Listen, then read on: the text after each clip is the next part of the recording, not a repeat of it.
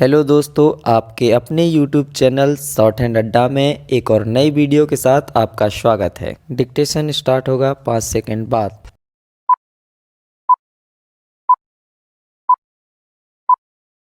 सभापति महोदय, ये शब्द मेरे नहीं हैं बल्कि राष्ट्रपिता के हैं। जो लोग आज सरकार में बैठे हुए हैं, क्या वे अपने दिल में सोचेंगे कि यह देशद्रोह शब्द बालकों को अंग्रेजी पढ़ाने के लिए राष्ट्रपिता का कहा हुआ है। आज 54 वर्ष देश को स्वतंत्र हुए हो गए हैं, लेकिन राष्ट्रपिता की इस बात पर आज तक ध्यान नहीं दिया गया है। अंग्रेजी भाषा को पढ़ाना क्यों बंद नहीं किया गया और उसको दैनिक कार्यों में क्यों प्रयोग में लाया जाता है।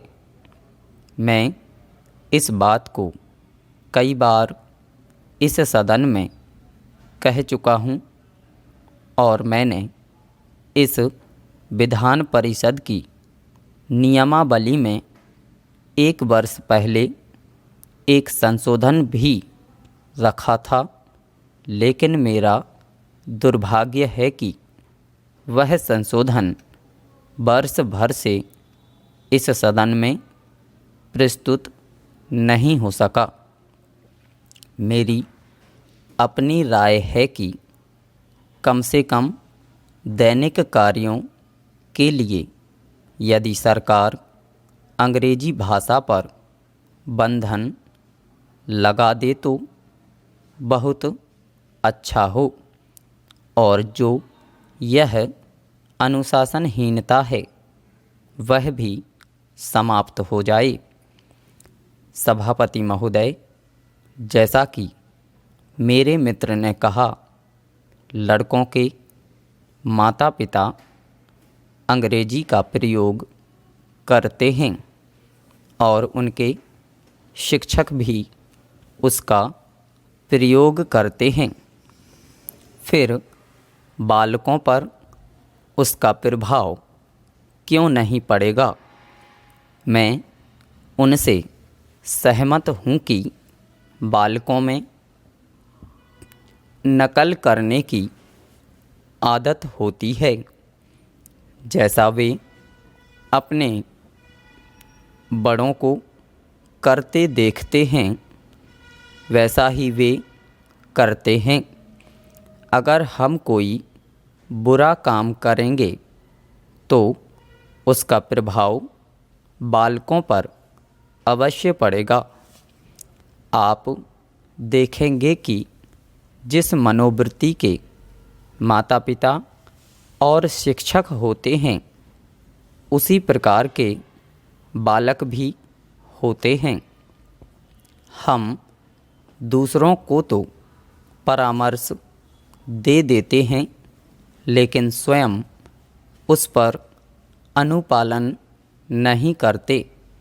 इसके साथ ही साथ हमको शिक्षा प्रणाली की ओर भी ध्यान देना है। शिक्षा के जिन तरीक़ों को आजकल अपनाया जा रहा है वे वास्तव में लाभकारी नहीं हैं।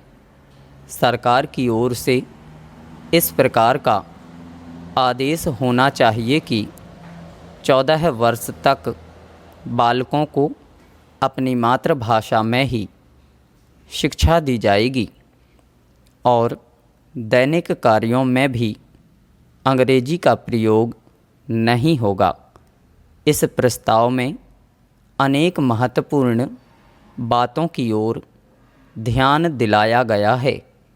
मैं समझता हूँ कि जब माननीय मंत्री जी इसका उत्तर देंगे तो कह देंगे कि हम बहुत सी बातों पर कार्यान्वयन कर रहे हैं, लेकिन मैं समझता हूँ कि उन पर कोई कार्यान्वयन नहीं हो रहा है।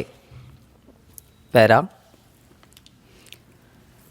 सभापति महोदय, आज हमारे देश में जो ऊपर से लेकर नीचे तक शिक्षा दी जा रही है, उसमें व्यवस्था ही एक कारण है जिसकी वजह से शिक्षा का स्तर गिरता जा रहा है। मेरा अपना विचार है कि जो शिक्षा प्रणाली है और जिस रूप में शिक्षा दी जा रही है, वही अनुशासनहीनता का भी कारण है।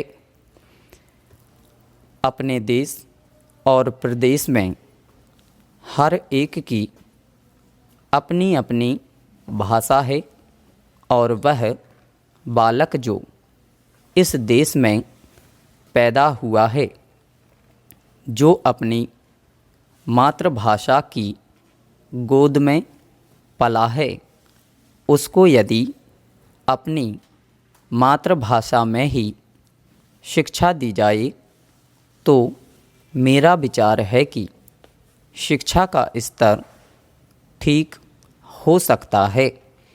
जो सबसे बड़ी भूल और कमी सरकार के द्वारा दी जाने वाली शिक्षा के संबंध में हो रही है, वह यह है कि बालक की मातृभाषा में शिक्षा ना देकर उसको उस भाषा में शिक्षा देने की व्यवस्था की गई है, जो हमारे देश या प्रदेश की भाषा कभी रही ही नहीं।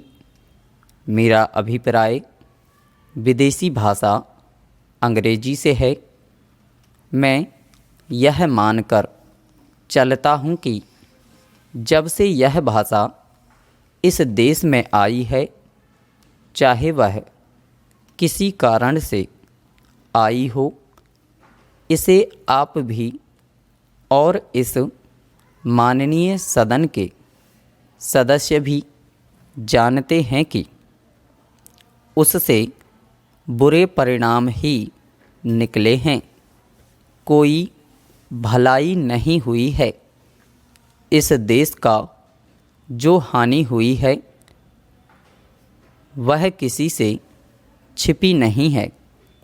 हम देख रहे हैं कि हमारे यहाँ जितना फैशन बढ़ रहा है और जितनी वेशभूषा बिगड़ रही है, वह सब अंग्रेजी भाषा के ही कारण है।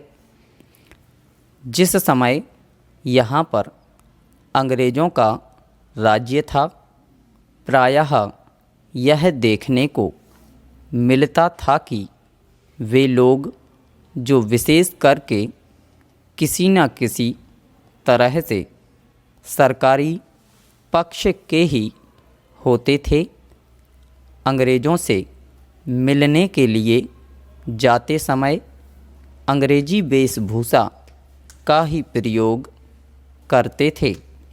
परंतु यह इस प्रदेश और इस देश का दुर्भाग्य है कि अंग्रेज़ों का राज्य समाप्त हो जाने के बाद भी लोग उनकी वेशभूषा को पहनते चले जा रहे हैं। इससे जो प्रभाव हमारे देश के फैशन पर पड़ा, उससे लाभ के बजाय हानि ही हुई है और हो भी रही है। मेरा ऐसा विचार है कि अंग्रेजी वेशभूषा से इस देश को बहुत हानि हुई है। भारत की गौरवपूर्ण सभ्यता और संस्कृति के संरक्षण पर पर्याप्त ध्यान देने की आवश्यकता है।